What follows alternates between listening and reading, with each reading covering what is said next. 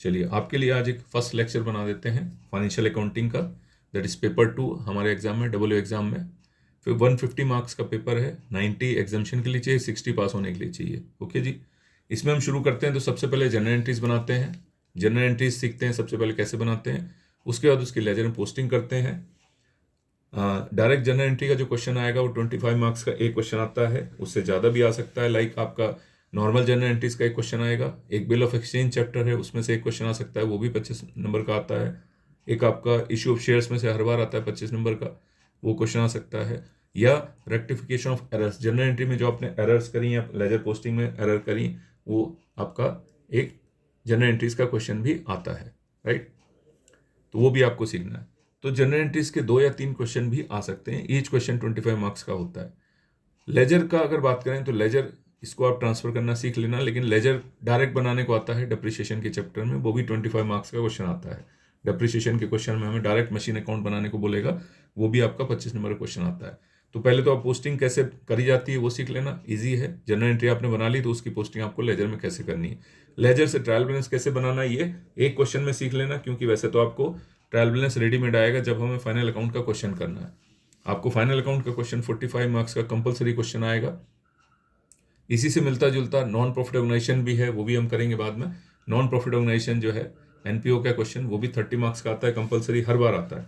तो आपको जो है ये दोनों चीज़ें सीखनी है, और दोनों सिमिलर हैं, फाइनल अकाउंट भी और आपका नॉन प्रॉफिट ऑर्गेनाइजेशन भी, दोनों सिमिलर हैं। तो ये भी आप सीखेंगे। यहाँ तक हमें पहुँचना है, general entry, ledger, trial balance और फाइनल अकाउंट, ये प्रोसीजर है। मतलब यहाँ तक आप करते हो। फाइनल अकाउंट हमारे एग्जाम में कंपलसरी पहला क्वेश्चन मिलेगा 45 मार्क्स का। तो ये अच्छे से आपको करना है क्योंकि आपको पास करा देता है। इसके 3 पार्ट्स हमें बनाने पड़ते हैं, one is your trading account, another is profit and loss account, और एक बैलेंस शीट।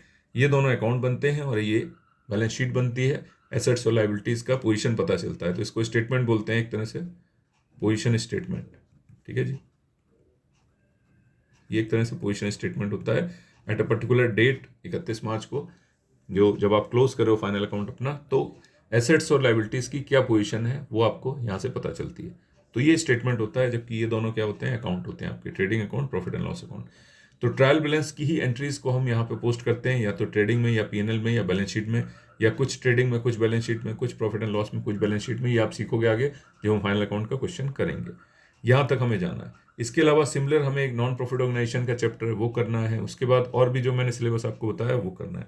बेसिक जो प्रोसीजर है वो ये है कि आपको जनरल एंट्री से फाइनल अकाउंट तक जाना होता है। ये अकाउंट्स का सिस्टम है। तो जो नॉन बैकग्राउंड है उनको सबसे पहले समझना चाहिए जनरल होता क्या है, उसकी लेजर पोस्टिंग कैसे करते हैं, ट्रायल बैलेंस कैसे बनता है, फाइनल अकाउंट तक कैसे जाते हैं, ये फ्लो पता होना चाहिए, बस ये बात है। तो सबसे पहले आपको जनरल बताता हूँ, जनरल कैसे बनेगा। उसमें हमारे पास अकाउंट्स होते हैं कुछ, वो कितनी तरह के होते हैं, और बहुत सिंपल तरीके से आपको कोशिश करते हैं समझाने की, राइट। हमें अल्टीमेटली फाइनल अकाउंट तक जाना है इसमें। चलो जी, सबसे पहले आप देख लो जनरल एंट्रीज। जनरल की हम तैयारी करेंगे। जनरल के लिए हम क्या करेंगे, 2 अप्रोच है हमारे पास, 2 मेथड हैं जनरल एंट्रीज बनाने के लिए। अगर हम जनरल की बात करें तो 2 मेथड हैं, दोनों में से आप कोई भी अप्रोच अपना सकते हो, कोई भी मेथड अपना सकते हो। एक है ट्रेडिशनल मेथड, और एक है मॉडर्न मेथड। मॉडर्न मेथड या मॉडर्न अप्रोच, ठीक है जी। अगर हम ट्रेडिशनल की बात करें तो यहाँ पे जो अकाउंट्स होते हैं वो 3 तरह के अकाउंट्स होते हैं। One is your personal account, another is real account, ठीक है जी, और तीसरा होता है आपका नॉमिनल अकाउंट। 3 तरह के अकाउंट्स होते हैं, पर्सनल अकाउंट्स होते हैं, रियल अकाउंट्स होते हैं, और नॉमिनल अकाउंट होते हैं। ये टाइप ऑफ अकाउंट्स हैं। जब हम मॉडर्न की बात करेंगे तो यहाँ पे 5 अकाउंट होते हैं। वन इज योर एसेट्स, ठीक है जी, दूसरा आपका एक्सपेंसेस, ठीक है जी, तीसरा आपका कैपिटल, चौथा आपका रेवेन्यू, और पांचवा आपका लायबिलिटीज, ठीक है जी। ये 5 तरह के अकाउंट होते हैं। तो जो यहाँ पे 3 है आपके, पर्सनल, रियल, नॉमिनल, यहाँ पे 5 तरह के अकाउंट होते हैं। तो हम क्या करेंगे, हम मॉडर्न मेथड से जाएंगे, हम इस मेथड को अप्लाई नहीं करेंगे, इस मेथड को अप्लाई नहीं करेंगे, इस पे जाएंगे। हम मॉडर्न मेथड के हिसाब से समझेंगे, क्योंकि आजकल जो ट्रेंड चल रहा है वो यही चल रहा है, और जो भी कॉमर्स के स्टूडेंट्स हैं उनको मॉडर्न मेथड से ही पढ़ाया जा रहा है। तो उसमें एसेट्स, एक्सपेंसेस, कैपिटल, रेवेन्यू, इनको पहचानेंगे होते क्या हैं, और जनरल एंट्रीज अगर आपको बनानी है तो वो कैसे बनानी है वो हम चेक करेंगे। तो कोई भी ट्रांजेक्शन आपको दिया जाएगा, उस ट्रांजेक्शन में आपको अकाउंट्स पहचानने होते हैं कौन कौन से हैं, क्या वो एसेट्स और एक्सपेंसेस हैं, कैपिटल है, रेवेन्यू है, लाइबिलिटीज हैं, उसके अकॉर्डिंग आपको जनरल एंट्रीज पास करनी होती है। उसका कुछ सेट फॉर्मेट होता है, उस फॉर्मेट पे आपको जनरल एंट्रीज पास करनी होती है। उससे पहले आप ये समझ लो ये सब होते क्या हैं, एसेट्स क्या होते हैं, एक्सपेंसेस क्या होते हैं, कैपिटल, रेवेन्यू, लाइबिलिटीज क्या क्या होती हैं। ठीक है जी। तो सबसे पहले हम देखेंगे एसेट्स होते क्या हैं। ओके जी। हम जब जनरल एंट्रीज बना रहे हैं तो जनरल एंट्रीज हम किसको बेस मान के बना रहे हैं? हम मान रहे हैं कि कोई एक पर्टिकुलर शॉप है जिसमें रेडीमेड प्रोडक्ट्स ला के रखे गए हैं और वो सेल किए जा रहे हैं। जैसे आपने कोई जनरल स्टोर देखा होगा, आपने कोई रेडीमेड गारमेंट्स की शॉप देखी होगी, आपने कोई गिफ्ट आइटम्स की शॉप देखी होगी। आप उसको दिमाग में बिठाएंगे कि हमें किसी पर्टिकुलर शॉप में जहाँ पे रेडीमेड प्रोडक्ट बेचने के लिए रखा हुआ है, रेडीमेड फिनिश प्रोडक्ट रखा गया लाके, और उसको बेच के उसमें प्रॉफिट या लॉस की जो बात है वो कैलकुलेट करने के लिए कहा गया है। उसके अकॉर्डिंग आपको काम करना है। तो यहाँ पे जो एसेट्स की बात है, एसेट्स को हम कैसे पहचानेंगे? Any value whose benefit is yet to be taken.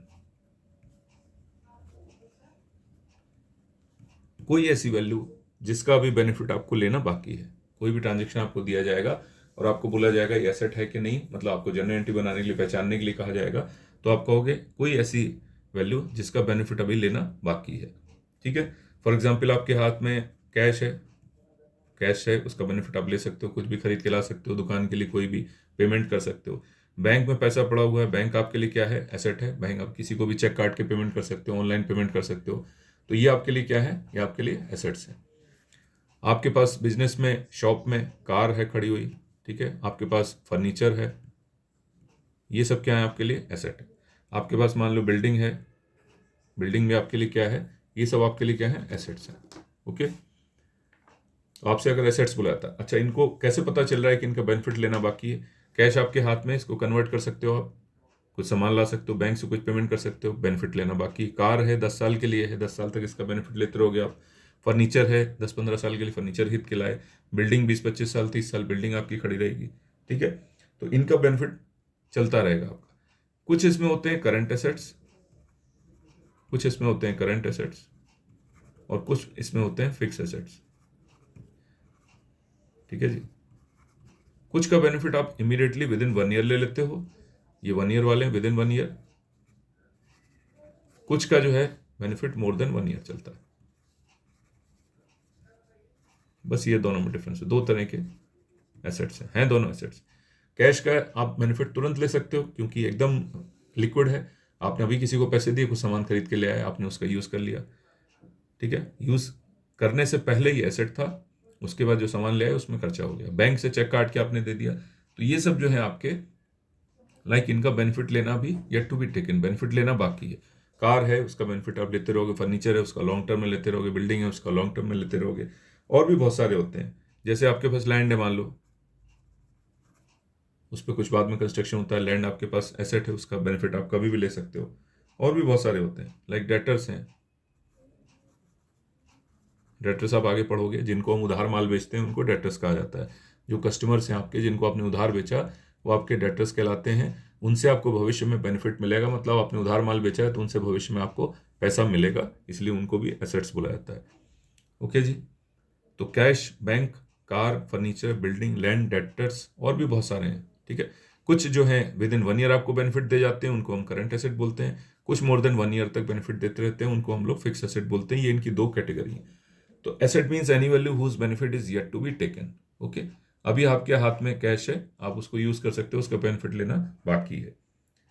तो अगर हम इनकी बात करते हैं एसेट्स की, तो इनका एक रूल है कि इनको डेबिट कब करेंगे और क्रेडिट कब करेंगे, क्योंकि हमें यहाँ डेबिट क्रेडिट ही सीखना है जनरल एंट्रीज में। सबसे पहले आपको ये सीखना है कौन सा अकाउंट डेबिट होगा, कौन सा अकाउंट क्रेडिट होगा। अनलाइक गवर्नमेंट अकाउंट जहाँ पे माइनस डेबिट माइनस क्रेडिट भी करते हैं, यहाँ पे ऐसा कुछ नहीं है। यहाँ पे सिर्फ डेबिट या क्रेडिट करना है। अगर गलती से डेबिट हो गया है तो क्रेडिट करके ठीक कर देंगे, गलती से क्रेडिट हो गया है तो डेबिट करके ठीक कर देंगे, और कुछ नहीं होता। माइनस डेबिट माइनस क्रेडिट जैसी हमारे पास यहाँ पे कोई चीज़ नहीं होती। तो अगर आपको कोई ट्रांजेक्शन कोई इवेंट दिया गया तो आपको उसमें आइदर उसको डेबिट करना है या क्रेडिट करना है। कब डेबिट करना है कब क्रेडिट करना है वो मेथड आपको देखने पड़ेंगे। ओके जी, उसके हिसाब से आप जनरल एंट्री बनाओगे। तो एसेट्स और एक्सपेंसेस का सेम रूल है। अगर ये इंक्रीज हो रहे हैं, अगर ये इंक्रीज हो रहे हैं तो डेबिट कर दो, अगर ये इंक्रीज हो रहे हैं तो डेबिट कर दो, और ये डिक्रीज हो रहे हैं तो क्रेडिट कर दो। अगर आपके पास बढ़ रहे हैं एसेट्स तो डेबिट कर दो, और घट रहे हैं तो क्रेडिट कर दो। सेम रूल इसमें होता है, एक्सपेंसेस अगर बढ़ रहे हैं तो डेबिट कर दो, घट रहे हैं तो क्रेडिट कर दो। बाकी इन तीनों के लिए रिवर्स रूल है। अगर ये इंक्रीज हो रहे हैं तो इनको आप क्या कर दो, क्रेडिट कर दो। अगर ये डिक्रीज हो रहे हैं तो क्या कर दो, डेबिट कर दो। कैपिटल के लिए, रेवेन्यू के लिए, लाइबिलिटीज के लिए। अभी इसको भी समझेंगे होता क्या क्या है, क्यों बोलते हैं इनको कैपिटल, रेवेन्यू, लाइबिलिटीज का क्या मीनिंग है, वो भी हम अभी सीखेंगे। ठीक है, अभी आपने सिर्फ एसेट समझा। Any value whose benefit is yet to be taken. तो हमें डेबिट क्रेडिट किस अकाउंट को डेबिट करना है, किस पर्टिकुलर को क्रेडिट करना है। हो सकता है एक तरफ एसेट आए, दूसरी तरफ कुछ दूसरा अकाउंट आ जाए, पांचों में से हो सकता है दोनों तरफ एसेट आ जाए। जैसा भी जो इवेंट आपको दिया जाएगा उसके अकॉर्डिंग हम इसमें एंट्री करेंगे। But asset means any value whose benefit is yet to be taken. तो ये डेबिट कब होंगे, जब इंक्रीज होंगे। क्रेडिट कब होंगे, जब डिक्रीज होंगे। आपके पास मतलब शॉप की बात हो रही है कि अगर शॉप की बात करें तो वहां पे ये इंक्रीज कब होंगे और डिक्रीज कब होंगे, राइट। तो हम इसमें फॉर एग्जांपल लेते हैं कि आपने कार खरीदी, car purchase for ₹5 lakh by cheque. ठीक है जी। तो यहाँ पे दो चीजें इन्वॉल्व हैं, एक तो कार इन्वॉल्व है, ठीक है जी, और चेक काट रहे हैं तो इसका मतलब बैंक अकाउंट आपका इन्वॉल्व है। एक तो कार अकाउंट हो गया आपका, एक बैंक अकाउंट हो गया, दो अकाउंट इन्वॉल्व हो गए। कार भी आपका क्या है, एसेट है, बैंक भी आपका एसेट है। दुकान के अंदर, शॉप के अंदर, बिजनेस के अंदर कौन सी चीज बढ़ रही है, कौन सी चीज बढ़ रही, तो हम कहेंगे कार बढ़ रही, क्योंकि हमने कार परचेज करी। तो कार बढ़ रही तो हम इसको क्या कर देंगे, डेबिट कर देंगे, क्योंकि ये रूल क्या है एसेट का, जो इंक्रीज हो रहा है उसको डेबिट करो। बैंक में से पैसे निकल के जा रहे हैं आपके पास, इसका मतलब बैंक बैलेंस आपका कम हो रहा है, इसका मतलब ये डिक्रीज हो रहा है, तो हम इसको क्या कर देंगे, क्रेडिट कर देंगे। ये सिंपल एंट्री आपकी बन जाएगी। दोनों एसेट हैं, आपने ये पहचान लिया। एसेट है तो उसमें से बढ़ कौन सा रहा है बिजनेस के अंदर, और घट कौन सा रहा है।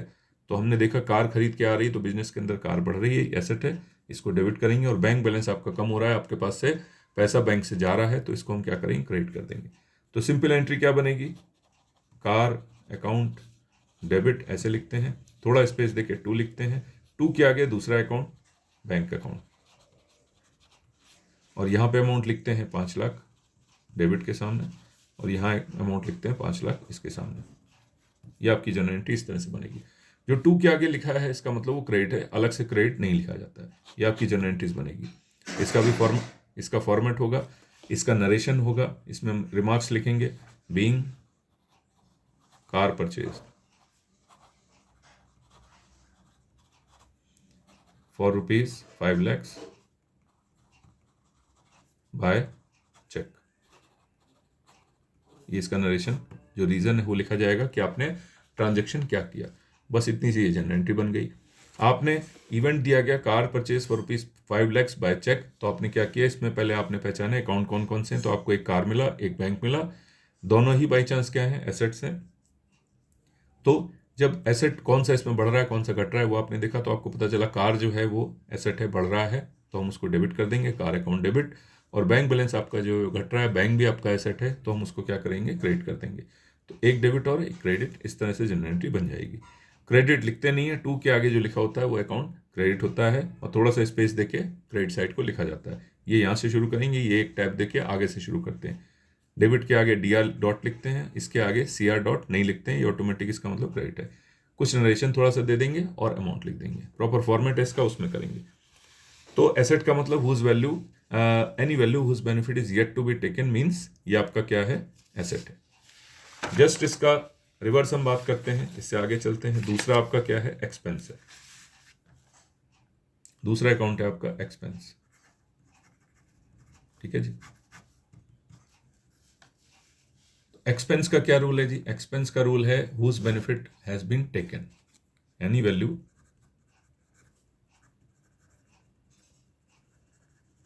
whose benefit has been taken। जिसका बेनिफिट लेना बाकी था उसको हमने बोला एसेट, जिसका बेनिफिट हमने ले लिया उसको हम बोलेंगे क्या, एक्सपेंस। बहुत माइनर डिफरेंस है और रूल वही है, इंक्रीज होगा तो डेबिट, डिक्रीज होगा तो क्रेडिट। ओके जी।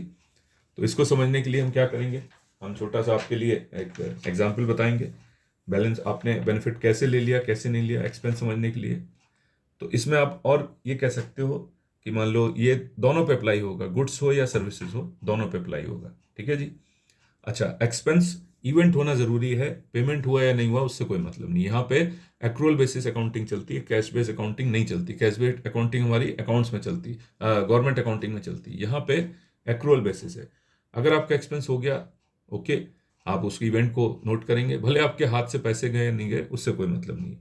तो इवेंट से मतलब है, भले वो आपने उसको रिकॉर्ड किया कैसे भी किया, आपके हाथ से पैसे गए नहीं गए ये जरूरी नहीं है।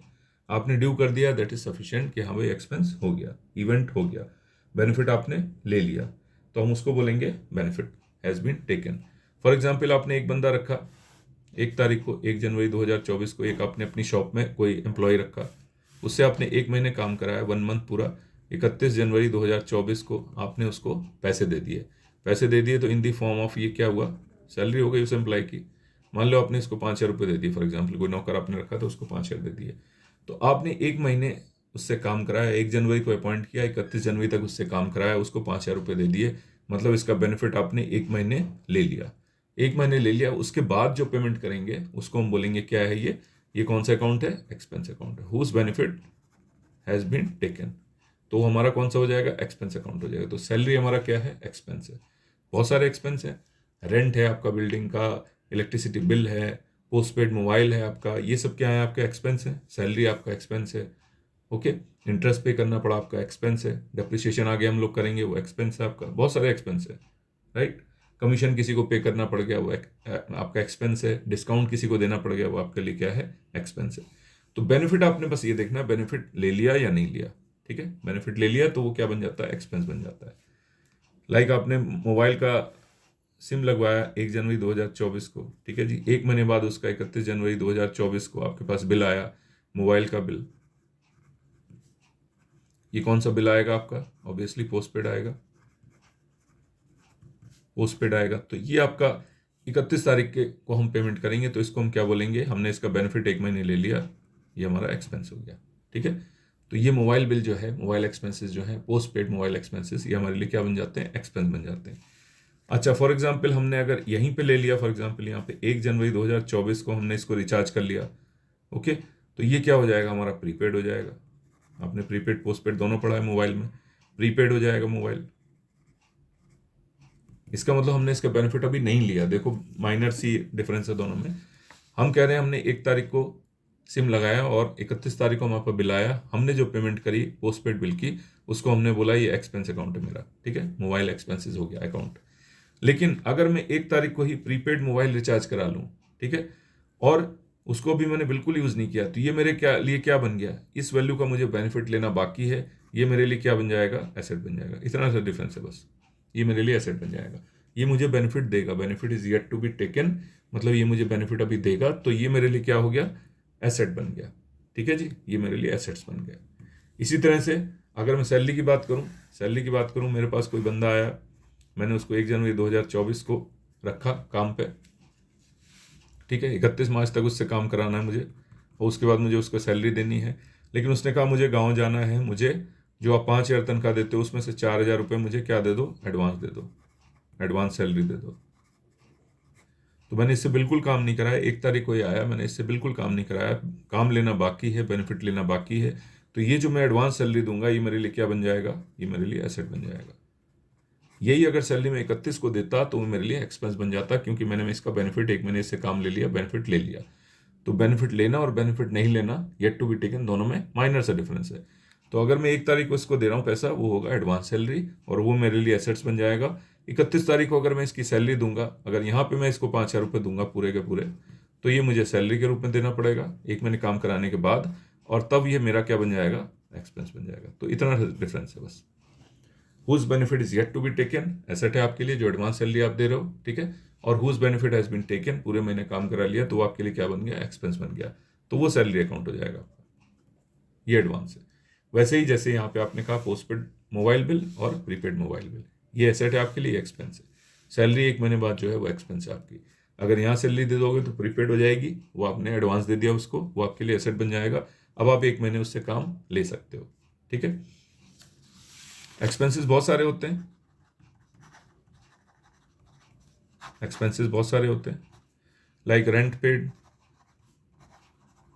रेंट पेड आपका एक्सपेंस है, ओके जी। इंटरेस्ट पेड, ये भी आपका एक्सपेंस है। इलेक्ट्रिसिटी बिल, इलेक्ट्रिसिटी एक्सपेंसेस, ठीक है जी, ये भी आपका क्या है, एक्सपेंस है। सैलरी है आपका, ये भी आपका एक्सपेंस है। वेजेस हैं, आपने मजदूर रखे हुए हैं उनके लिए कुछ है, वेजेस है, ये भी आपका एक्सपेंस है। डिस्काउंट है, ठीक है, डिस्काउंट आपका एक्सपेंस है। कमीशन आपने कुछ पे किया, ठीक है, ये सारे जो पे कर रहे हो आप, ये क्या है, एक्सपेंस है, क्योंकि हम कुछ पर्टिकुलर पीरियड का बेनिफिट लेने के बाद इनको पे करते हैं। बिल्डिंग हमने किराए पे ली, 1 महीने यूज़ करी, 1 महीने के बाद किराया दे दिया, रेंट पेड, वो आपका क्या है, एक्सपेंस हो गया। इंटरेस्ट आपने कुछ कहीं से कुछ पैसा लिया है, उधार पे लिया है, कुछ लिया है, उसको इंटरेस्ट आपको देना पड़ा 1 महीने के बाद, वो आपका एक्सपेंस है बेनिफिट लेने के बाद। इलेक्ट्रिसिटी बिल 1 महीने बाद आता है। सैलरी 1 महीने बाद देनी। वेजेस जो लेबर आपने रखे हुए, मिस्त्री रखे हुए, उनको देना है, ठीक है। तो ये सब 1 महीने बाद पेमेंट कर रहे हो या कुछ पीरियड के बाद, मतलब उसका बेनिफिट लेने के बाद पेमेंट कर रहे हो, तो ये हमारे लिए क्या बन जाते हैं, एक्सपेंस। और एक्सपेंस का क्या रूल है जी, एसेट की तरह है। एक्सपेंस इंक्रीज हो रहे हैं तो हमें क्या करने हैं, डेबिट करने हैं, और डिक्रीज हो रहे हैं तो क्या करने हैं, क्रेडिट करने हैं। भाई सैलरी पे कर दी तो क्या हो गया, एक्सपेंस आपका इंक्रीज हो गया, तो सैलरी को हम क्या कर देंगे, डेबिट कर देंगे। अब वो सैलरी आपने दी या नहीं दी उससे मतलब नहीं है, अगर दे दी है तो वेल एंड गुड है, तो फिर कैश कम हो जाएगा आपका, या चेक से देते हो तो आपका बैंक बैलेंस कम हो जाएगा। नहीं भी दी है तो ड्यू कर दिया आपने, कि हम सैलरी किसको देंगे, किसी पर्टिकुलर बंदे को देंगे, या कोई हमने रेंट पे करना है तो हमें कहीं पे करना है पर्टिकुलर, वो हम ड्यू भी कर सकते हैं। एक्सपेंस रिकॉर्ड हो जाएगा, बाद में पे कर देंगे। तो हम एक्सपेंस रिकॉर्ड करके छोड़ भी सकते हैं, जरूरी नहीं कि आप पैसा उस समय इमीडिएटली दो। पैसा दे दोगे तो भी ठीक है, नहीं दोगे तो भी ठीक है, वो एक्सपेंस आपका बुक हो जाएगा। चलो जी, अगर इसकी हम एग्जाम्पल आपको बताएं तो कैसे बताएंगे, कैसे पहचानोगे। फॉर एग्जाम्पल,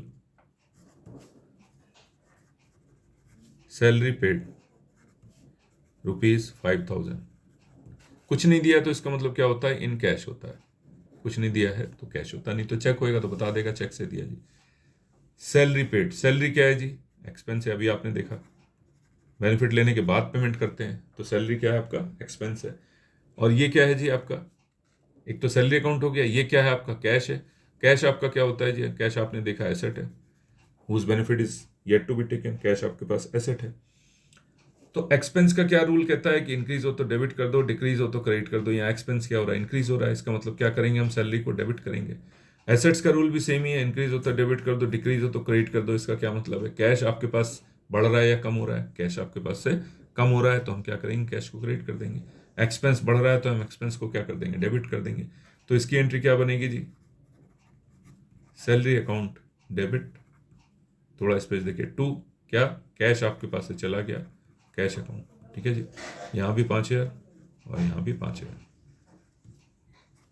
यहाँ नरेशन लिख देंगे, बीइंग सैलरी पेड, जो क्वेश्चन में दिया रहेगा वही लिख देंगे, सैलरी पेड ₹5,000 इन कैश, ठीक है, नरेशन बन गया। इस तरह से आपको जनरल एंट्री करनी, मतलब जो भी आपको एंट्री दे रखी हो उसमें आपको अकाउंट पहचानने कौन कौन से हैं दोनों। एक अकाउंट जैसे इसमें आपको सैलरी मिला, दूसरा अकाउंट आपको क्या मिला, दूसरा अकाउंट आपको एसेट मिला। तो दोनों के रूल आपने देख लिए कि एसेट का क्या ट्रीटमेंट है, एक्सपेंस का क्या ट्रीटमेंट है, दोनों का बाई चांस यहाँ पे क्या है, सेम है। इंक्रीज होते हैं तो डेबिट करते हैं, डिक्रीज होते हैं तो क्रेडिट करते हैं, कोई दिक्कत नहीं है। एक और ले लो एग्जाम्पल, रेंट पेड, अब यहाँ लिख देते हैं हम चेक बाय चेक, ₹10,000, 10,000 रुपये आपने रेंट पे किया, ठीक है, शॉप ले रखी है आपने, उसमें बिजनेस कर रहे हो, उसका रेंट आ गया, तो क्या हो जाएगा, रेंट आपका क्या है, एक्सपेंस है। पहले अकाउंट पहचान लो, चेक से दिया है तो ये क्या हो गया आपका, बैंक बैलेंस है, बैंक से पैसा माइनस होगा तो ये आपका क्या है, एसेट है जो घट रहा है आपके पास से। तो एक एक्सपेंस है, एक एसेट है, वही रूल ऊपर वाला। इसको हम क्या कर देंगे, डेबिट कर देंगे, क्योंकि एक्सपेंस बढ़ रहा है। एसेट्स आपके पास से कम हो रहे हैं क्योंकि बैंक से बैलेंस कम हो रहा है, इसलिए इसको क्या करेंगे, क्रेडिट कर देंगे। तो एक्सपेंस है कौन सा, rent account, rent account debit to bank account, bank balance आपका कम हो रहा है। ये एक्सपेंस है इसलिए डेबिट किया, क्योंकि एक्सपेंस बढ़ रहा है इसलिए डेबिट किया। ये एसेट है और एसेट डिक्रीज हो रहा है तो क्या करते हैं, क्रेडिट करते हैं। दोनों का रूल सेम है, एक्सपेंसेस का भी और एसेट्स का भी। इंक्रीज होते हैं तो डेबिट करते हैं, डिक्रीज होते हैं तो क्रेडिट करते हैं। तो 10,000 यहाँ आ गया डेबिट के सामने और ये क्रेडिट के सामने 10,000 यहाँ आ गया। नरेशन आप लिखना सीख लोगे। Being rent paid ₹10,000 by check.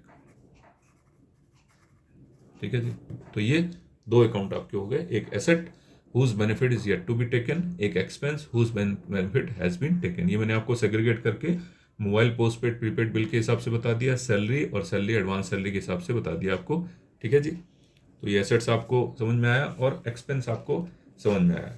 अब चलते हैं आगे, बाकी जो अकाउंट है वो ट्रीट करते हैं। और इसमें बहुत सारे एक्सपेंस हैं, लाइक एक्सपेंस डेप्रिसिएशन भी आपका एक्सपेंस है। ठीक है जी, डेप्रिसिएशन आपका एक्सपेंस है, डिस्काउंट आपका एक्सपेंस है, बहुत सारे एक्सपेंस है, कमीशन आपके एक्सपेंस है। ठीक है जी। कुछ इंटरेस्ट पे करना पड़ा आपको, इंटरेस्ट ऑन लोन जो होता है, आपने लोन ले रखा है उस पर कोई इंटरेस्ट पे करना पड़ा। इलेक्ट्रिसिटी बिल है, बिजनेस में एक्सपेंसेस बहुत होते हैं, इलेक्ट्रिसिटी बिल है। सबसे बड़ा एक्सपेंस जो है, मेजर एक्सपेंस, वो है आपका परचेज अकाउंट। ये भी बताता हूँ, परचेज ऑफ गुड्स, जो आप गुड्स जिसमें डील कर रहे हो, हम कहते हैं ना माल खरीदने जा रहे हैं जी, रेडीमेड। तो गुड्स जो आपका है वो परचेज जो है वो सबसे बड़ा आपका एक्सपेंस है, इसकी भी एंट्री बनाते हैं। मेन इंपॉर्टेंट जो आपका सबसे इंपॉर्टेंट ये, एक और एग्जांपल ले लेते हैं, goods purchase. Goods purchase for ₹5,000, कुछ नहीं है तो इसका मतलब कैश है। गुड्स परचेज के लिए क्या है, आपका एक्सपेंस है। गुड्स परचेज सबसे बड़ा एक्सपेंस है आपका बिजनेस का। 5,000 में खरीद के लाए तो ये क्या है, आपका कैश है, मतलब यहाँ पे आएगा आपका परचेज अकाउंट। जब भी हम कहेंगे गुड्स परचेज तो परचेजेज अकाउंट आएगा, और ये क्या है, आपका कैश अकाउंट है। परचेज क्या है, आपका एक्सपेंस है, और कैश क्या है, आपका एसेट है। ठीक है जी। एक्सपेंस बढ़ रहे हैं तो हम क्या कर देंगे, डेबिट कर देंगे। एसेट्स डिक्रीज हो रहे हैं तो हम क्या कर देंगे, क्रेडिट कर देंगे। जो आपके पास कैश है वो आपका एसेट है, वो डिक्रीज हो रहा है। तो इसकी एंट्री क्या बन जाएगी, मैं यही बना देता हूं, purchase account debit to cash account. सबसे बड़ा और सबसे इंपॉर्टेंट आपका एक्सपेंस यही है, और इसमें अमाउंट डाल देना 5,000 और ये भी 5,000। ठीक है, यहीं क्लियर हो जाएगा। चलो जी, तो गुड्स परचेज करना आपका सबसे बड़ा एक्सपेंस है, सबसे मेजर एक्सपेंस है, वो आपने समझ लिया, परचेज अकाउंट। चलो जी, उसके बाद आते हैं, आपने जो तीसरा अकाउंट बनाया था, आपने तीसरा जो लिया था अकाउंट, देख लो हमने क्या क्या लिए थे, 5 अकाउंट लिए थे। एसेट्स हो गया आपका, एक्सपेंस हो गया, उसके बाद आपका कैपिटल, रेवेन्यू, लायबिलिटीज। तो एक एक करके इसको भी समझते हैं। सबसे पहले कैपिटल को, जो आसान है समझना, कैपिटल समझ लेते हैं क्या होता है।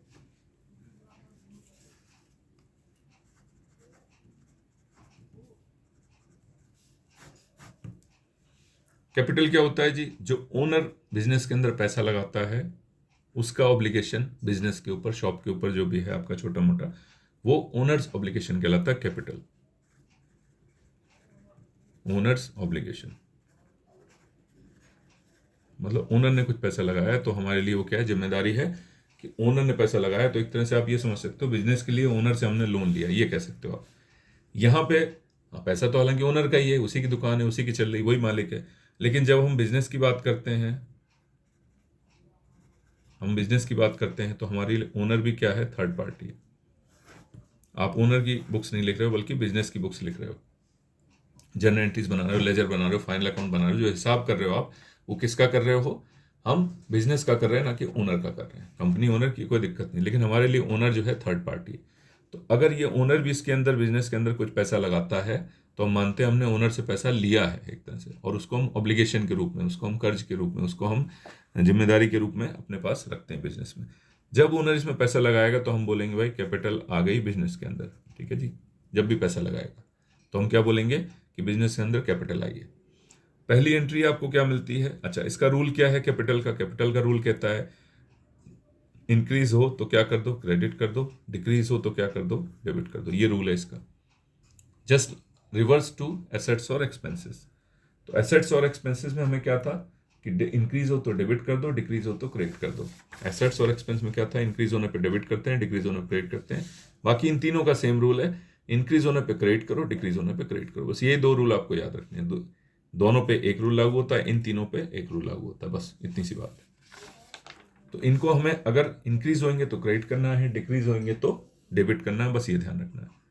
कैपिटल होता क्या है, ओनर्स ऑब्लिगेशन, जो मालिक है मकान का, शॉप का, जिसका बिजनेस हम बुक्स लिख रहे हैं जिसकी, उसका हमारे ऊपर ऑब्लिगेशन है, उसका हमारे ऊपर एक तरह से कर्जा समझ लो, जिम्मेदारी समझ लो, लायबिलिटी समझ लो, एक तरह से वो है ओनर की। तो सबसे पहली एंट्री आपको क्वेश्चंस मिलेगी, business started with cash. Business started with cash, सबसे पहली एंट्री यही मिलेगी। और इसमें 1 लाख मान लो उसने कैश इंट्रोड्यूस किया। सबसे पहले तो बिजनेस में पैसा ओनर ही लगाएगा, ओके जी। तो बिजनेस स्टार्टेड विथ कैश का मतलब ही होता है कि ओनर ने पैसे लगाए बिजनेस के अंदर, स्टार्ट किया। बिजनेस स्टार्ट करने में क्या होगा, जो मालिक है वही पैसा लगाएगा। तो ये सबसे पहले बिजनेस जहां स्टार्ट किया वहां आपके पास क्या आ गई, बिजनेस के अंदर कैपिटल आ गई। आप ये समझ लो, बिजनेस के अंदर कैपिटल बढ़ गई, ओके। किस रूप में बढ़ी, कैश के रूप में। तो ये दूसरा अकाउंट कौन सा है आपका, कैश है। तो एक तो कैपिटल अकाउंट, जैसे ही वो कहेगा बिजनेस स्टार्टेड, बाद में भी दे सकता है, जरूरी नहीं है, लेकिन फर्स्ट टाइम स्टार्ट कर रहा है ओनर, तो इसका मतलब 100% आपको क्या दे रहा है, वो कैपिटल दे रहा है। बिजनेस के अंदर कैपिटल आ रही है, बढ़ रही है। तो इसका क्या रूल कहता है कि अगर इंक्रीज हो तो क्या कर दें, क्रेडिट कर दें। तो हाँ, बिजनेस के अंदर कैपिटल बढ़ रही है, आपकी जो शॉप है उसकी बुक्स में आप क्या लिखोगे कि हाँ भाई मेरे कैपिटल हमारे यहाँ बढ़ रही है। और कैश बढ़ रहा है या कम हो रहा है, बिजनेस के अंदर कैश भी बढ़ रहा है, ठीक है जी। कैश आपका क्या है, कैश आपका एक तरह से एसेट है। तो ये एसेट अकाउंट हो गया, ये कैपिटल अकाउंट है, जो ओनर्स ऑब्लिगेशन ने कहा कैपिटल। कैश इंक्रीज होता है तो हम क्या करते हैं, डेबिट करते हैं। कैपिटल इंक्रीज होती है तो हम क्या करते हैं, क्रेडिट करते हैं।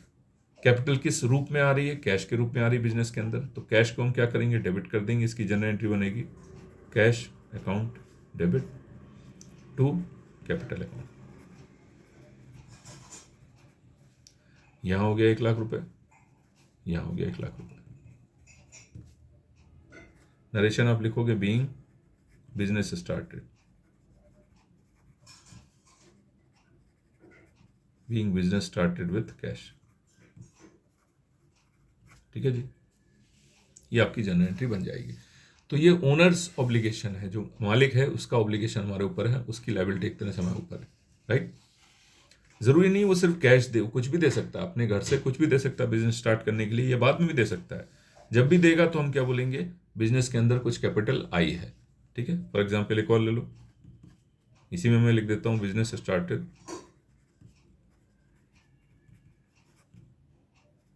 विद कैश 10,000, ठीक है जी। उसने बैंक अकाउंट खोल के दिया आपको, बैंक 50,000 का बैलेंस खोल के दिया, ठीक है जी। उसने अपनी एक कार दे दी, 2,00,000 रुपए की कार थी, ठीक है जी। उसने अपनी कोई बिल्डिंग उसके पास थी, उसमें शॉप खोलने के लिए आपको दे दी, मतलब बिजनेस के लिए दे दी। एक बिल्डिंग थी उसके पास 5,00,000 रुपए की फॉर एग्जाम्पल, या 50 लाख की, ठीक है जी। इतनी सारी चीज़ों से उसने बिजनेस स्टार्ट किया, करना ही पड़ेगा, फर्स्ट टाइम आपको इन्वेस्ट ओनर को ही करना पड़ता है। तो हम अगर बिजनेस की बुक्स लिख रहे हैं तो हम बिजनेस में क्या कहेंगे, हमारे पास बिजनेस के अंदर कैश आया, बैंक बैलेंस भी आया, अकाउंट आया, एक बैंक बैलेंस बढ़ गया, कार भी आई, बिल्डिंग भी आई। ये सब हमारे लिए क्या है, हमारे लिए सारे के सारे एसेट्स हैं। कुछ करंट एसेट्स हैं, कुछ फिक्स एसेट हैं, लॉन्ग टर्म के लिए एसेट्स हैं। सारे एसेट्स हमको मिल गए। और ये बिजनेस स्टार्टेड का मतलब क्या है कि हमारे अंदर कैपिटल भी बढ़ गई बिजनेस के अंदर। ओनर ने जो पैसा लगाया, किसी भी रूप में लगाया, कैश, बैंक, कार, बिल्डिंग, जो भी दिया हमें, जो भी इनपुट आ रहा है बिजनेस के अंदर ओनर की तरफ से, वो सारा हमारा क्या है, कैपिटल होता है। तो इसमें क्या हो रहा है, ये सारे एसेट्स बढ़ रहे हैं और कैपिटल भी बढ़ रही है। तो कैपिटल बढ़ेगी तो हम क्या करेंगे, कैपिटल बढ़ रही है तो हम क्या कर देंगे, क्रेडिट कर देंगे। और ये जो सारे एसेट्स बढ़ रहे हैं इनको हम क्या करेंगे, एसेट्स बढ़ते हैं तो डेबिट करते हैं। तो जितने भी एसेट्स आपके लिखे हुए हैं सबको हम डेबिट कर देंगे और कैपिटल को हम क्रेडिट कर देंगे। तो मल्टीपल डेबिट, एक क्रेडिट, ऐसा भी हो सकता है, अमाउंट सेम होना चाहिए, बस ये ध्यान रखना है आपको। एक डेबिट 3 क्रेडिट भी हो सकते हैं, डेबिट साइड में 2 एंट्री और क्रेडिट साइड में 5 एंट्री, कुछ भी हो सकती है, अमाउंट टैली होना चाहिए, ओके जी। तो इसमें एंट्री क्या बनेगी आपकी, सबसे पहले तो कैश जो एसेट है आपका, सारे एसेट है सबको डेबिट करना है आपको, तो कैश अकाउंट डेबिट कितने से? 10,000 से। Bank account debit, bank account debit कितने से जी? 50,000 से। कार अकाउंट डेबिट ये कितना है जी? 2 लाख है। बिल्डिंग पूरा लिखना, बिल्डिंग अकाउंट डेबिट ये हो गया 50 लाख की बिल्डिंग है। टू क्या लिखेंगे स्पेस देके? ये सब कुछ हमारे पास आ रहा है कैपिटल के रूप में, ओनर हमें दे रहा है, ठीक है। नरेशन वही सेम जो आप लिखते आ रहे हो, business started with cash, bank, building, car, उसके अमाउंट आपने लिख दिए। ये टोटल अमाउंट क्रेडिट में आ जाएगा। ये कितना हो गया जी? 50, ये 10,000, ठीक है। 50 लाख मतलब 50 ये 52,60,000, 52,60,000 अमाउंट जो है वो डेबिट क्रेडिट का बराबर होना चाहिए, बस और कुछ नहीं। तो इसमें क्या हो सकता है? 2 डेबिट हो सकते हैं, 1 क्रेडिट हो सकता है, 1 डेबिट 2 क्रेडिट हो सकते हैं, कुछ भी हो सकते हैं, राइट। तो ये ध्यान रखना है। तो ये बिजनेस स्टार्टेड विद कैश, ये कैपिटल आपका अकाउंट दूसरा हो गया। जब भी ओनर पैसे लगाएगा तो उसको हम बोलेंगे बिजनेस के अंदर क्या बढ़ गई? कैपिटल बढ़ गई। और जिस रूप में बढ़ेगी? कैश के रूप में। तो कैश एसेट है आपका, उसकी एंट्री उस हिसाब से करेंगे। बैंक है तो उस हिसाब से करेंगे। जो भी ओनर देना चाहे वो मोस्ट वेलकम है, उसको हम कैपिटल के रूप में एक्सेप्ट करेंगे। ओनर्स ऑब्लिगेशन, ओनर का ऑब्लिगेशन है, ओनर का कर्जा है। चलते हैं आगे। इसके बाद मैं आपको बताता हूं लायबिलिटीज। रेवेन्यू से भी पहले लायबिलिटीज बताता हूं। लायबिलिटीज, ठीक है जी। जैसे कैपिटल जो है वो ओनर्स ऑब्लिगेशन है, लायबिलिटीज जो है वो आउटसाइडर्स ऑब्लिगेशन है, आउटसाइडर्स ऑब्लिगेशन। अभी आपने कहा कि हमारे लिए ओनर भी तो आउटसाइडर है बिल्कुल। एक तो बिजनेस के अंदर 2 पैसा लगाने वाले हैं, एक तो ओनर है जो पैसा लगाएगा, कोई दिक्कत नहीं जी, ओनर लगाएगा तो हम इसको क्या बोल देंगे? कैपिटल बोल देंगे। इससे हमने एक तरह से कर्जा ले लिया, आप ये समझ लो, ओनर्स ऑब्लिगेशन, राइट। और कुछ आउटसाइडर्स भी होते हैं, और कुछ आउटसाइडर्स भी होते हैं जिनसे आप लोन लेते हो, उनसे अगर हम कुछ पैसा लेते हैं तो उसको हम लायबिलिटीज बोलते हैं। ये फर्क है, ठीक है जी। उनसे हम कुछ पैसा अगर उधार लेंगे तो हम उनको क्या बोलेंगे? लायबिलिटीज बोलेंगे। थोड़ा इसको सम्मान दिया गया ओनर को कि उसका नाम हमें क्या अकाउंट हम उसका मेंटेन करते हैं? कैपिटल मेंटेन करते हैं। और जो आउटसाइडर जितने लोग हैं सबको हम क्या बोलते हैं? लायबिलिटीज बोलते हैं। तो आउटसाइडर्स का जो ऑब्लिगेशन है उसको हम क्या बोलते हैं? लायबिलिटीज। जो ओनर का ऑब्लिगेशन है उसको कैपिटल बोलते हैं। बस इतना फर्क है। आउटसाइडर्स में कुछ भी हो सकते हैं। बैंक से आपने लोन ले लिया, कुछ फाइनेंशियल इंस्टीट्यूशंस होते हैं, फाइनेंशियल इंस्टीट्यूशंस होते हैं, उनसे आपने लोन ले लिया, ठीक है। कहीं से भी कुछ भी आपने कर्जा लिया, बाहर से कुछ भी, कुछ आपने उधार लिया, मान लो कुछ क्रेडिट परचेज करी, उधार माल खरीदा कुछ, या कुछ सामान खरीदा, या कुछ एसेट खरीदा, वट एवर इट इज। बाहर से आपने कुछ भी कर्जा लिया किसी भी तरह का, मान लो आपने कार खरीद ली, पैसा नहीं दिया, बिल्डिंग खरीद ली, पैसा अभी नहीं दिया, वो भी उधार है। तो वो सब क्या है? बाहर वालों से आपने खरीदा है, वो सब क्या है? आपके लिए लायबिलिटीज बन जाती हैं। तो जो आउटसाइडर्स का ऑब्लिगेशन है उसको लायबिलिटीज बोलते हैं, जो ओनर का उसको कैपिटल बोलते हैं। थोड़ा सा फर्क है मतलब समझने का। ओनर को थोड़ा सम्मान दिया जा रहा है, इसके लिए उसके लिए अलग से एक अकाउंट बनाया गया, कैपिटल अकाउंट। बाकी सब बाहर वालों के लिए क्या है? लायबिलिटीज नाम दिया गया। चीज वही है, ट्रीटमेंट भी वही है कि ये इंक्रीज होंगे तो क्या करेंगे? क्रेडिट करेंगे, और डिक्रीज होंगे तो क्या करेंगे? डेबिट करेंगे। मतलब लायबिलिटीज भी बढ़ेंगी तो क्या होगा? क्रेडिट होगा कैपिटल की तरह, और डिक्रीज होंगी तो क्या होगा? डेबिट होगा, ठीक है जी। चलो जी, तो लायबिलिटीज की अगर बात करें, लायबिलिटीज में क्या बनेगा? मान लो हमने कुछ उधार सामान खरीदा, गुड्स खरीद सकते हैं, कार खरीद सकते हैं, मशीन खरीद सकते हैं। For example machine purchased for 1 lakh, ठीक है, फ्रॉम मैसर्स ABC, ठीक है जी।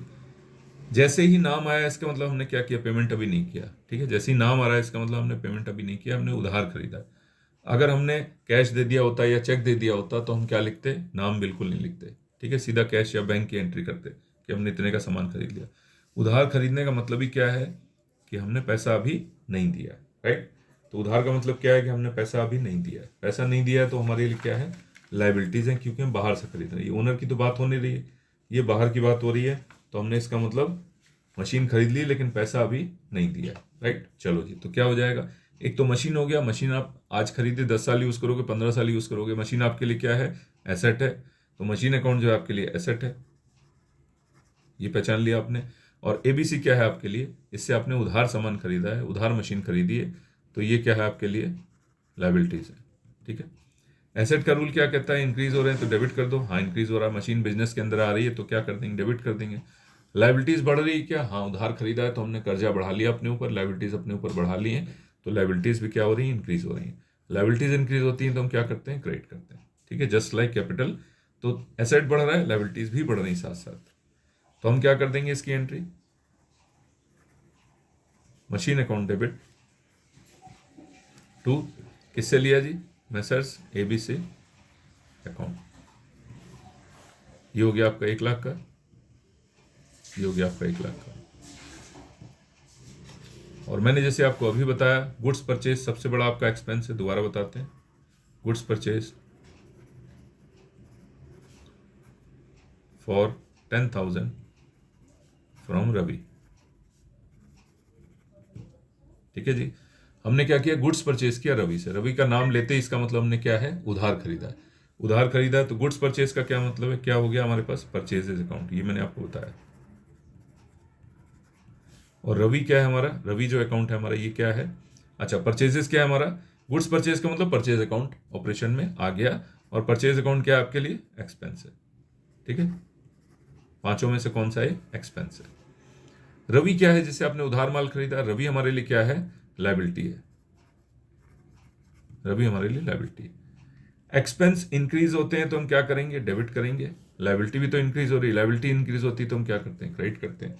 आपको दोनों मिल गया, डेबिट भी मिल गया, क्रेडिट भी मिल गया, दोनों का आपने सेंस समझ लिया। गुड्स परचेज करना सबसे बड़ा एक्सपेंस है आपके लिए, और उसको हम क्या डालते हैं, परचेज अकाउंट में डालते हैं। उसके अलावा गुड्स के अलावा जो भी खरीद के लाएंगे उसका नाम होगा, मशीन खरीदेंगे तो मशीन होगा, मशीन अकाउंट होगा, फर्नीचर खरीदेंगे तो फर्नीचर होगा, ठीक है जी, बिल्डिंग खरीदेंगे तो बिल्डिंग होगा, कार खरीदेंगे तो कार अकाउंट होगा।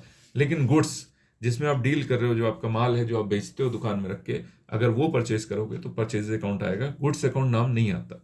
गुड्स का मतलब जिसमें आप बिजनेस कर रहे हो, जिसमें डील कर रहे हो, ठीक है, जो बेच रहे हो रेडीमेड सामान ला के, वो आपके लिए गुड्स है। जब वो आप परचेज करोगे तो परचेज अकाउंट ऑपरेट करोगे, और ये आपका सबसे बड़ा एक्सपेंस है। ओके, यहाँ पे मशीनरी क्या है आपके लिए, मशीन जो है आपके लिए एसेट है, मशीन 10 साल यूज करोगे, एसेट है आपका, benefit is yet to be taken. Purchase of goods क्या है, एक्सपेंस है, हर महीने हर 15 दिन में आपको एक्सपेंस करना है। रिपीटेटिव टाइप का एक्सपेंस है, लाइक रेंट होता है आपका, हर महीने देना है, सैलरी है आपकी, ठीक है जी, डिस्काउंट है आपका, कमीशन आपका, ये आप रेंट मतलब जो है बार बार रिपीटेडली देते रहते हो। तो परचेज सबसे बड़ा एक्सपेंस, एक्सपेंस अकाउंट का रूल कहता है डेबिट करो। यहाँ पे रवि क्या है, लायबिलिटी है, लायबिलिटी बढ़ रही है तो हम क्या करेंगे, क्रेडिट करेंगे। तो कोई भी कॉम्बिनेशन होता है, यहाँ एसेट हो सकता है, यहाँ लायबिलिटी हो सकती है, यहाँ एक्सपेंस हो सकता है, यहाँ लायबिलिटी हो सकती है, जो भी आपको ट्रीटमेंट मिलेगा उसके हिसाब से। तो एक्सपेंस को मुझे डेबिट करना, मैं क्या कर दूंगा, परचेजेज अकाउंट डेबिट, क्योंकि मैंने गुड्स खरीदा है, मशीन नहीं खरीदी यहाँ पे, तो परचेज अकाउंट डेबिट टू, किससे खरीदा, रवि से। ठीक है, तो रवि अकाउंट, ये हो गया 10,000 यहाँ पे डेबिट साइड में, और ये 10,000 यहाँ हो गया। नरेशन अपने आप लिख लोगे, being goods purchase from Ravi, तो ये भी मैंने उधार खरीदा है, कर्जा है मेरे ऊपर, तो ये भी क्या है, लायबिलिटी है आपकी, आउटसाइडर्स लायबिलिटी है, ओनर की तो है नहीं, दो तरह की लायबिलिटीज होती है, एक तरह से ओनर का ऑब्लिगेशन और आउटसाइडर्स का ऑब्लिगेशन। आउटसाइडर्स का ऑब्लिगेशन को हम लायबिलिटी बोल देते हैं, ओनर के ऑब्लिगेशन को हम बोल देते हैं कैपिटल, दोनों में ये फर्क है। चलेंगे आगे, और आपका जो अकाउंट है, लाइबिलिटीज हो गया, कैपिटल हो गया, एक रेवेन्यू और बच गया आपका, रेवेन्यू भी देख लेते हैं क्या होता है, फिर उसके जो है कॉम्बिनेशन हम देखेंगे क्या होता है, हो सकता है वीडियो थोड़ा लंबा हो जाए। तो एक आपका लास्ट जो है वो रेवेन्यू है, ठीक है, रेवेन्यूज, इसको आप इनकम भी बोल सकते हो। ठीक है जी, तो आपने गुड्स सप्लाई कर दिया या सर्विसेज रेंडर कर दी, आपको आप समझ लो हमारा रेवेन्यू तैयार हो गया। आपने गुड्स सप्लाई कर दिया या सर्विसेज रेंडर कर दी, उसी को हम बोलते हैं क्या, revenues. Goods sold oblique services rendered, services rendered, तो हम कह देंगे हमारा क्या हो गया, रेवेन्यू जनरेट हो गया। पैसा मिला या नहीं मिला यहाँ कोई मायने नहीं रखता, एक्रूअल बेसिस पे काम चलता है, पैसा मिल जाएगा बाद में, उधार हम चढ़ा के रख देंगे उसके नाम से जिसको हमने सेल किया, गुड्स सोल्ड किया। और सबसे बड़ा हमारा जो इनकम है, जो रेवेन्यू है, वो है गुड्स सोल्ड करना, जो आपने दुकान में सामान रखा है, माल रखा है, उसको बेचना सबसे बड़ी इनकम है, सबसे बड़ा रेवेन्यू है, और उसके लिए हम यूज करते हैं सेल्स अकाउंट। ठीक है जी, सर्विस रेंडर्ड है, सर्विस भी हो सकती है। अगर सर्विस आपका सेक्टर है, लाइक आपका सर्विस प्रोवाइडर हो आप, तो सर्विस रेंडर करोगे तब भी वही बात है। गुड्स सोल्ड करेंगे तब भी वही बात है। हम कहेंगे हमारा रेवेन्यू जनरेट हो गया, गुड्स सोल्ड हो गया, या आपने सर्विसेज रेंडर कर दी, तो इसका मतलब आपका क्या है, रेवेन्यू जनरेट हो गया। पैसा मिला या नहीं मिला कोई दिक्कत नहीं, पैसा मिल गया तो भी ठीक है, नहीं मिला तो भी ठीक है। सबसे बड़ी इनकम क्या है आपकी, गुड्स सोल्ड करना, जिसको हम सेल्स अकाउंट में ट्रीट करते हैं। गुड्स परचेज करना सबसे बड़ा एक्सपेंस, रोजमर्रा का एक्सपेंस, जो हम डालते हैं परचेज अकाउंट में। गुड्स सोल्ड करना सबसे बड़ी इनकम, उसको हम डालते हैं सेल्स में। फॉर एग्जाम्पल,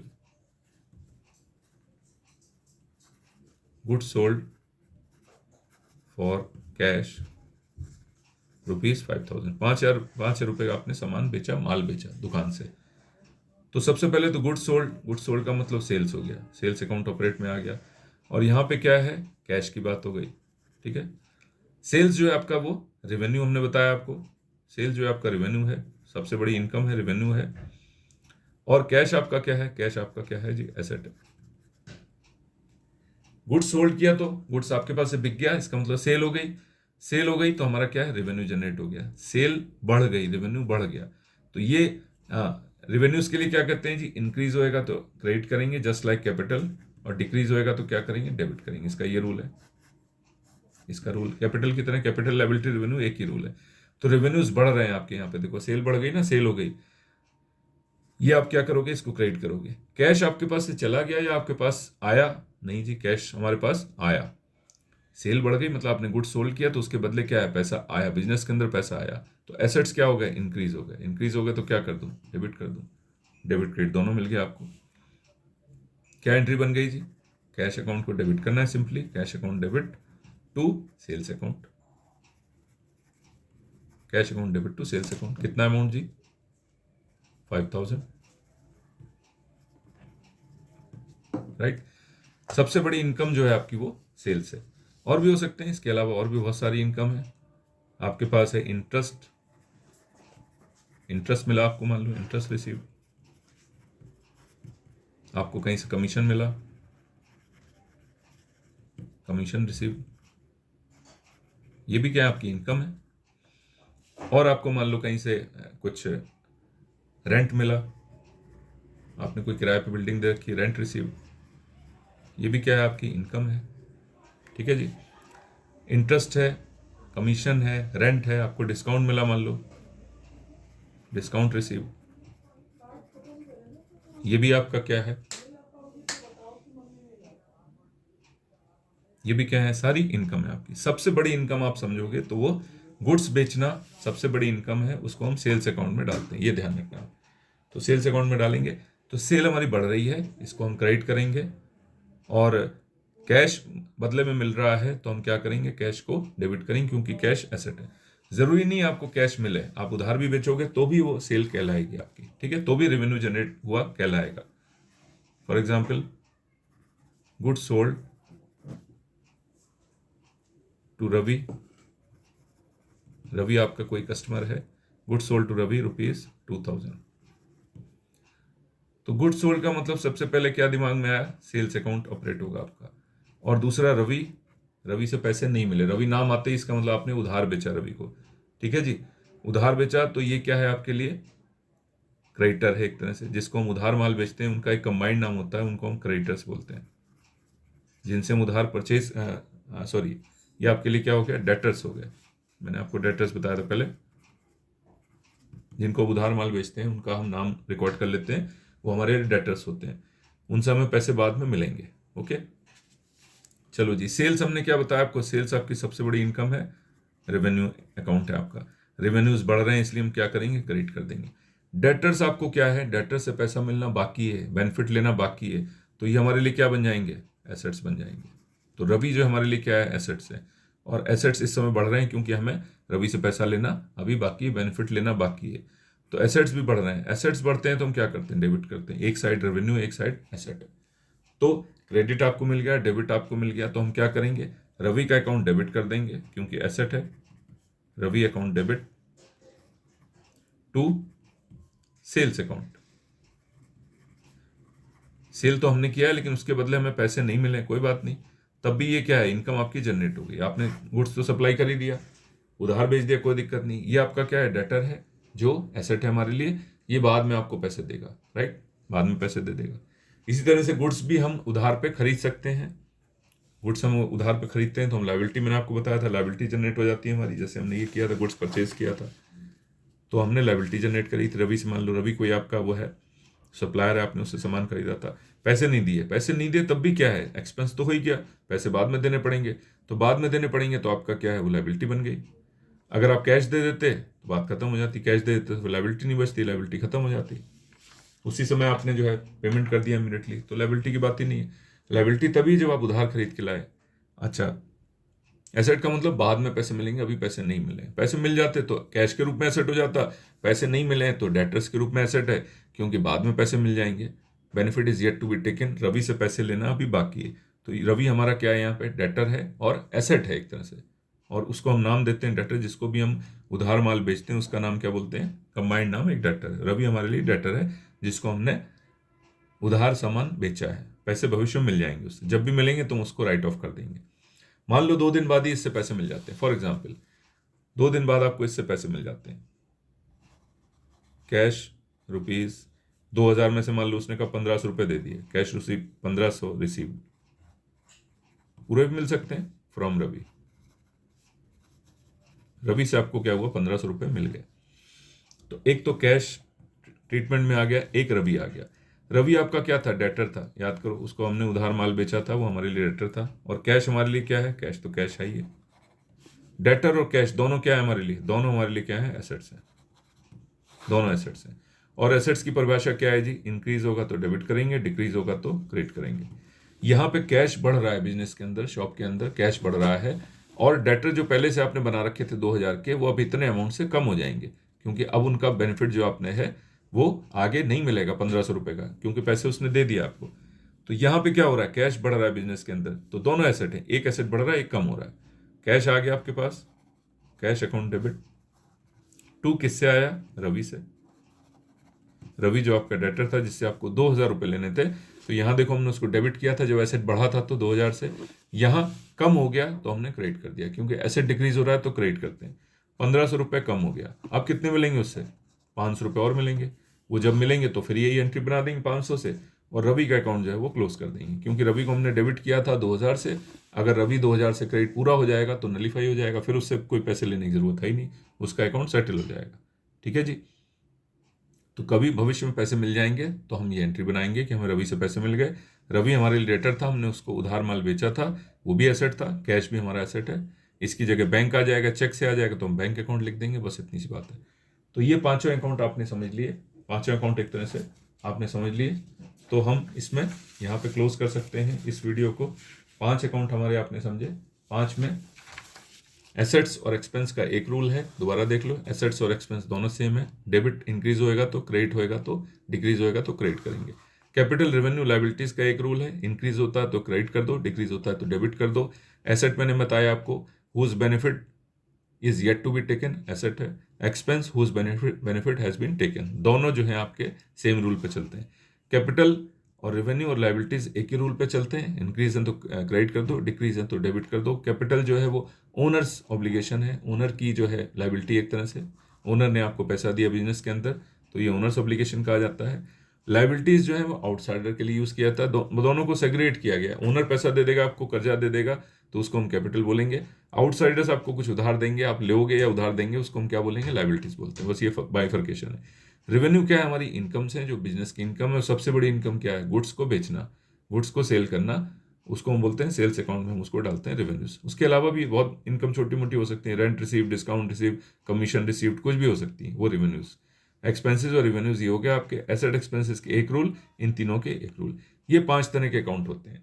इसको हम जो है एक पर्टिकुलर फॉर्मेट है उस पर हम इसको सेट करते हैं, और पर्टिकुलर फॉर्मेट पे सेट करने के बाद हम एंट्रीज बना देते हैं। तो अगले वीडियो में हम लोग इसको कोशिश करेंगे बनाने की। आपको मैं फॉर्मेट बता देता हूँ, जो मैं डेबिट क्रेडिट कर रहा हूँ, इस तरह से एंट्रीज बनती हैं।